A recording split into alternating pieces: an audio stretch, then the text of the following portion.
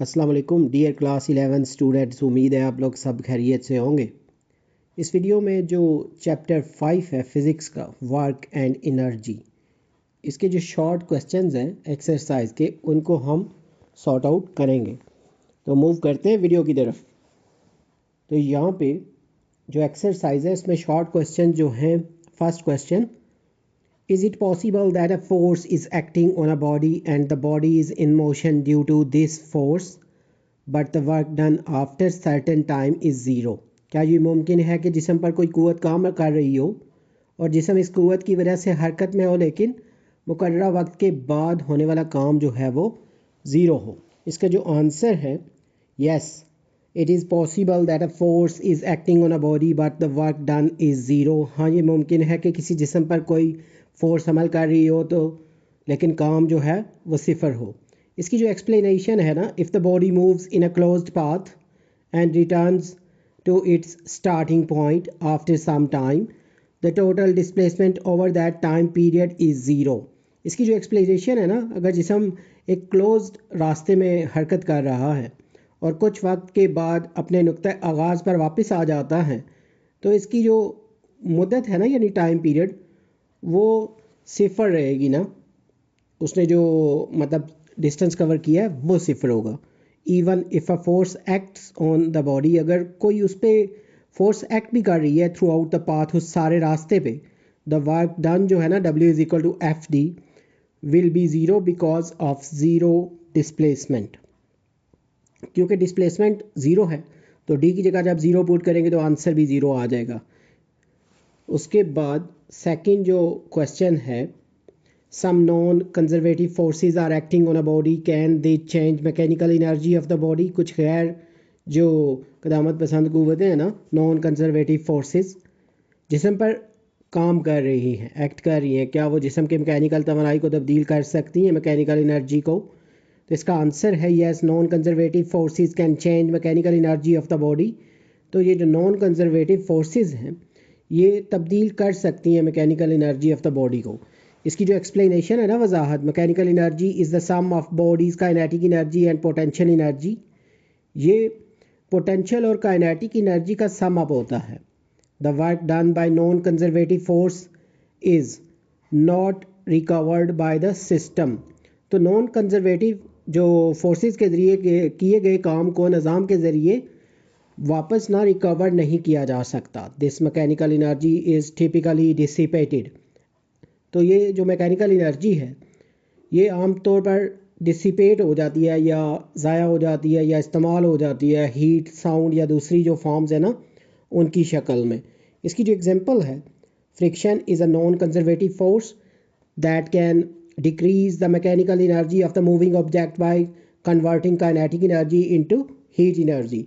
जैसे ये फ्रिक्शन है ना, ये एक नॉन कंजर्वेटिव फोर्स है जो हर की तवानाई जो होती है ना उसको हरारत में यानी हीट में चेंज कर देती है और हरकत पजीर शय की मैकेनिकल तवानाई को कम कर सकती है। नेक्स्ट जो क्वेश्चन है, kinetic energy and work are related.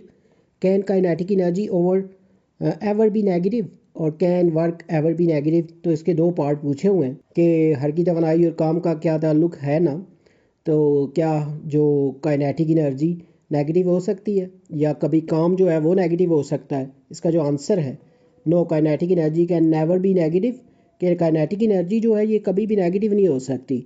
How ever work done can be negative, लेकिन वर्क डन जो है वो नेगेटिव हो सकता है। इसकी जो एक्सप्लेनेशन है ना, kinetic energy can never be negative, kinetic energy कभी नेगेटिव नहीं हो सकती। It can only be zero, ये सिर्फ उस वक्त ज़ीरो हो सकती है ना फॉर अ स्टेशनरी ऑब्जेक्ट, जब कोई ऑब्जेक्ट स्टेशनरी यानी किसी जगह के रुका हुआ हो, या फिर positive for object in motion, यानी उसके लिए पॉजिटिव होगी जब कोई ऑब्जेक्ट मूव कर रहा हो। If a force acts on an object in the direction opposite to the displacement, the work done is negative. अगर कोई कुव्वत किसी चीज़ पर जब वो मूव कर रही है ना उसकी मुखालिफ सिमत में काम करती है तो काम जो होगा वो नेगेटिव होगा। तो जैसे W is equal to F D cos theta की वैल्यू अगर 180 हो तो 180 जो कॉज है ना उसकी वैल्यू -1 होती है। इससे जो सारा जो वर्क का आंसर है ना एफ डी का वो नेगेटिव हो जाएगा। This means the force is removing energy from the object decreasing it's kinetic energy. इसका मतलब है ना कि वो जो फोर्स है ना वो रिमूव कर रही है एनर्जी का ऑब्जेक्ट में से, जिससे डिक्रीज हो रही है उसकी काइनेटिक एनर्जी। एग्जांपल जो है ना, friction is a force that opposes the cars motion, यानी जो फ्रिक्शन है ये कुव्वत है जो कार की हरकत की मुखालिफ करती है। So it does negative work slowing the car down and decreasing it's kinetic energy. यहाँ पे ये जो थर्ड क्वेश्चन है ये भी कंप्लीट हो गया है। क्वेश्चन 4 जो है, differentiate between conservative and non conservative forces. तो इन दोनों के बीच में फ़र्क बताना है। इसका जो आंसर है कंजर्वेटिव फोर्सेस के बारे में पहले सॉर्ट आउट करते हैं। तो इसका जो पहला पॉइंट है, work done by this force depends on the initial and final position of the body. इस फोर्स के ज़रिए किए जाने वाले काम का इन्हिसार जिस्म की इब्तदाई और आखिरी पोजीशनों पर होता है। सेकंड जो पॉइंट है, work done in a round trip is zero, यानी कोई भी वो गोल चक्कर लगाएं तो राउंड ट्रिप में किया जाने वाला काम जो है वो सिफर होगा।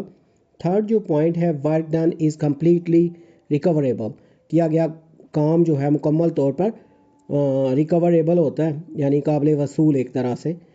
तो फोर्थ जो पॉइंट है, it is central in nature, ये फितरत में ना सेंट्रल यानी मरकज़ियत इसमें होती है। फिफ्थ जो है पॉइंट उसमें लिख सकते हैं इसकी जो एग्जांपल्स है ना, gravitational force, magnetic force, electrostatic force, ETC। फिर नेक्स्ट में जो नॉन कंजर्वेटिव फोर्सेस हैं उसमें ना फर्स्ट पॉइंट में, work done by this force depend on the path followed by the body, यानी इस फोर्स के जरिए किए जाने वाले काम का इन्हिसार जिस्म के रास्ते पे होता है। सेकंड जो है, work done in a round trip is not zero, round trip में किया जाने वाला काम जो है वो सिफर नहीं होता। थर्ड जो पॉइंट है, work done is not recoverable, किया हुआ काम जो है वो रिकवरेबल नहीं होता। फोर्थ जो है, it is retarding in nature, तो ये जो फितरतन ना नेचर में ये रिटार्डिंग होती है, मीन जो कम होती जाती है। फिफ्थ जो एग्जांपल्स जो हैं इसकी, फ्रिक्शनल फोर्स और नॉर्मल फोर्स, प्रोपल्जन जो फोर्स है और ऑफ अ रॉकेट। क्वेश्चन 5 जो है, what is the work done by the moon as it revolves around the earth. चांद की तरफ से क्या काम किया जाता है, क्योंकि ये जब ज़मीन के गिर्द वो राउंड कर रहा है ना, चक्कर लगा रहा है। इसका जो आंसर है, the work done by the moon when it revolves around earth is zero, जब चांद ज़मीन के गिर्द घूमता है तो इसका काम सिफर होता है। इसकी जो एक्सप्लेनेशन है, the moon's orbit around the earth is a closed loop, after one complete revolution the moon returns to its starting position. तो ज़मीन के गिर्द चांद का जो मदार है ना, ये एक क्लोज लूप है, यानी बंद रास्ता है। तो एक मुकम्मल रेवोल्यूशन के बाद चांद अपनी इब्तदाई पोजीशन पर वापस आ जाता है। So there is no net displacement, the work done by force gravity is also zero, लिहाजा कोई खालिस उसमें ना नकल मकानी नहीं होती, यानी मूवमेंट। तो कुव्वत कशिश शकल जो है ना, ग्रेविटी जो है उसके किए जाने वाला काम भी सिफर है। तो W is equal to FD होता है, तो यहाँ पे D की वैल्यू ज़ीरो है, तो इस वजह से वो जो ओवरऑल इसका आंसर होगा वो भी ज़ीरो होगा। In the case of the moon orbiting earth, the gravitational force between them acts towards the earth perpendicular to the direction of the moon moves. तो चांद की ज़मीन के गिर्द जो चक्कर लगाने की सूरत में इनके दरमियान जो ग्रेविटेशनल की फ़ोर्स है ना, ज़मीन की तरफ काम करती है, जो चांद की हरकत की सिमत में वो बिल्कुल खड़ा है वो। तो इस सिमत में क्या होगा कि W जो है FD कॉस थीटा, तो कॉस की वैल्यू अगर 90 है ना परपेंडिकुलर डायरेक्शन में, तो कॉस 90 की वैल्यू ज़ीरो होने की वजह से ओवरऑल जो FD का आंसर है वो भी ज़ीरो हो जाएगा। तो यहाँ पे इसके जो शॉर्ट क्वेश्चन है एक्सरसाइज के वो कंप्लीट हो गए हैं।